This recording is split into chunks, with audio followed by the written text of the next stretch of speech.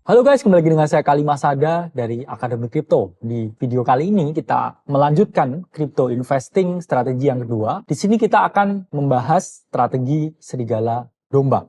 Oke, tanpa berlama-lama, apa itu strategi serigala domba ya? Jadi strategi ini menyoroti ya suatu teori investasi yang terkenal, yaitu adalah The Greatest Fool Theory. Yang mana The Greatest Fool Theory itu menjelaskan di dalam market selalu ada orang yang lebih bodoh yang membeli di harga yang lebih tinggi. Itulah kenapa yang membeli di harga yang lebih rendah itu cenderung memperoleh keuntungan. Sementara mereka yang beli terlambat, ya, beli di akhir, yang dikatakan dalam tanda kutip ya, quotes on quotes ini bodoh, ini selalu memperoleh kerugian. Jadi The Greatest Fool Theory, ya ini sums up dalam gambar itu seperti ini ya. Ketika ada suatu harga aset yang parabolik, orang yang pintar itu selalu membeli di bawah. Sementara orang yang bodoh ya, itu membeli di atas. Ya. Ketika semua orang udah ngomongin, ketika smart people itu sudah mau, dalam tanda kutip ya, mau membuang barang, mau take profit, baru tanya ya, masih aman gak, masih bisa entry gak, habis itu yang terjadi, harga koreksi, mereka panik, mereka sell, dan smart people beli lagi, habis itu mereka FOMO lagi ketika harga naik, itu terus sampai capitalnya tergerus. Itu adalah The Greatest Fool Theory, dan itu adalah berdasarkan ya greed and fear dan manusia. Smart people itu selalu membeli ketika fear, ya, ketika ada blood on the streets. Sementara stupid people itu membeli dengan greed. Ya. Ketika sudah ada news, ya, ketika sudah ada hurt, ketika mereka sudah merasa aman karena diomongin semua orang,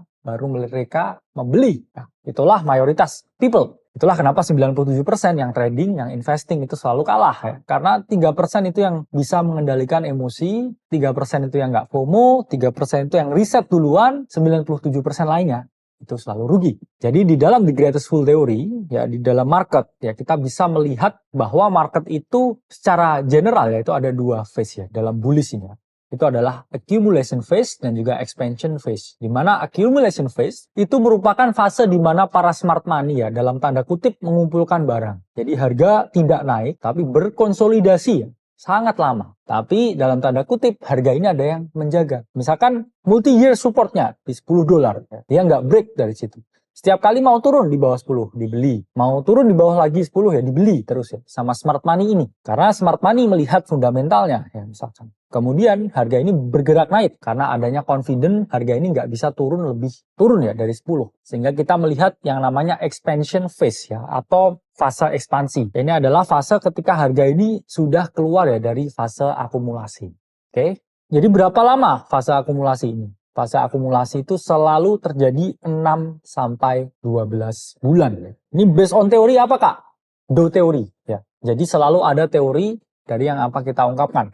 Jadi do teori itu selalu mengungkapkan ya, selalu take few months ya, 6 sampai 12 ya, untuk harga itu di dalam fase akumulasi. Jadi dari The Greatest Fool Theory ini, mari kita buat yang lebih keren ya, yaitu adalah kita namakan ya serigala dan domba. Ya. Jadi banyak sekali trader ya, banyak sekali guru ya, yang mengungkapkan strategi serigala domba ini ya. The Greatest Fool Theory ya, yang di remark up ya, jadi strategi ya serigala domba ini seperti ini. Jadi mereka para wolves, mereka para serigala yang rakus ya, yang beringas ya, yang sabar menunggu, yang sangat bengis. Ini mereka selalu menunggu ketika harga di fase akumulasi. Mereka menunggu ya, seperti serigala ya, menerkam mangsanya. Jadi melihat terus ya, baru setelah para domba ini keluar ya dan harga naik ya, beli. Masih aman entry nggak ya? Bang ini masih bisa di hold nggak? Itu para serigala akhirnya membantai para domba ya. Yang selalu tanya kapan entry ya, selalu tanya masih aman nggak ya, masih bisa hold nggak. Ini selalu dibunuh ya oleh para serigala ini. Karena mereka selalu membeli di bawah, mengakumulasi di bawah, gercep dengan informasi, dan memanfaatkan herd para domba untuk memperoleh keuntungan. Oke, ini contoh ya penerapan strategi serigala domba. Ini adalah weekly chart dari Chainlink ya. Harganya Chainlink ini nggak bisa ya turun di bawah 5 ya. Jadi ketika harga ini di rentang $5 sampai $7 ya selama 1 tahun, ini para serigala ini mengakumulasi ya. Ketika turun ini beli ya. Market masih belum confident, turun lagi dibeli. Kemudian turun lagi dibeli ya. Dibeli ya. Sampai akhirnya Wolves ini punya cukup barang, dan ketika expansion phase terjadi ya, ini naik ya, ini para serigala yang membeli di sini, mereka mulai cash out untuk take profit ketika para domba ini membeli. Masih aman nggak masuk Chainlink? Minus 20%. Bang masih bisa hold nggak? Minus 20%. Link gimana bang? Minus 30%. Itulah ya para domba yang dibunuh, para serigala ya. Di sini yang mana ketika dapat informasi chain link di sini, serigala masuk, serigala memperoleh keuntungan, mengeksploitasi ya para domba. Kemudian ini juga ya weekly chart ya dari NIR ya. NIR protokol. Ini juga representasi ya serigala domba. Sama seperti Chainlink, ya multi-year accumulation, membeli ketika volume kecil, ya. Ketika rip up ke atas, ya para serigala cash out, dan begitu terus-terusnya. Kemudian ini juga ENS ya, multi-year accumulation, the pricing price action, ya. Serigala membeli terus ya, sabar, dan ketika harga eksplosif, boom, ya. Serigala cash out ya, para domba menangis yang FOMO membeli di sini. Oke, lalu apa yang meyakinkan para koin tidur ini akan bangun, Bang? Gimana kalau mereka terus tidur? Gimana kalau mereka nggak bangun-bangun? Jadi kita selalu mengungkapkan ya, kalau koin tidur, ya itu seperti volcano, ya, yang nggak aktif ya, tapi ketika dia meledak, ini semuanya akan hancur.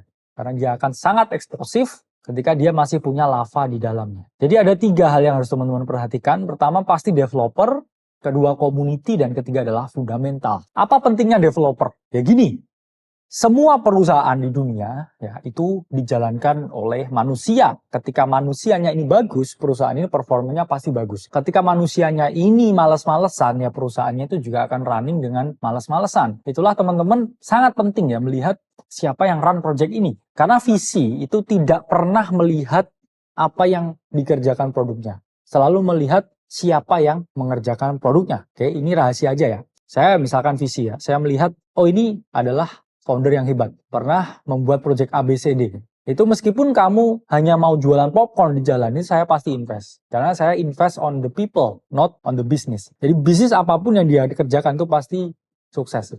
Saya mau jualan es teh pun kalau foundernya itu adalah founder startup unicorn dulu, jadi selalu funding saya. Karena saya percaya dengan orangnya, saya percaya dengan visinya. Kemudian kedua ya, lihat keaktifan komunitas. Jadi kalau teman-teman cek di website ya, semua koin, semua project, semua kripto itu di bawah selalu ada community. Teman-teman start ya, join semua community-nya, cek ya apakah aktif atau enggak. Dan di situ baru teman-teman bisa mengetahui kira-kira ini komunitasnya jalan atau enggak. Karena community ini yang membentuk herd behavior. Karena mereka yang membeli di bawah, mereka selalu promo, selalu tweet, selalu koar-koar, selalu jadi sales ya. Sehingga teman-teman bisa ya cek keaktifan komunitas untuk teman-teman pastikan ya apakah proyek ini berjalan atau tidak. Kemudian kedua ya cek fundamental ya. Bisa teman-teman pakai CryptoSlate, token terminal ya, CoinGecko, CoinMarketCap untuk melihat ya performanya ini di balik layar itu seperti apa ya. Kalau performanya bagus ya, harga itu pasti akan selalu mengikuti. Oke, di sini udah paham ya penerapan strategi serigala domba. Ya, Kalimasada dari Akademi Kripto. Sampai berjumpa di video selanjutnya.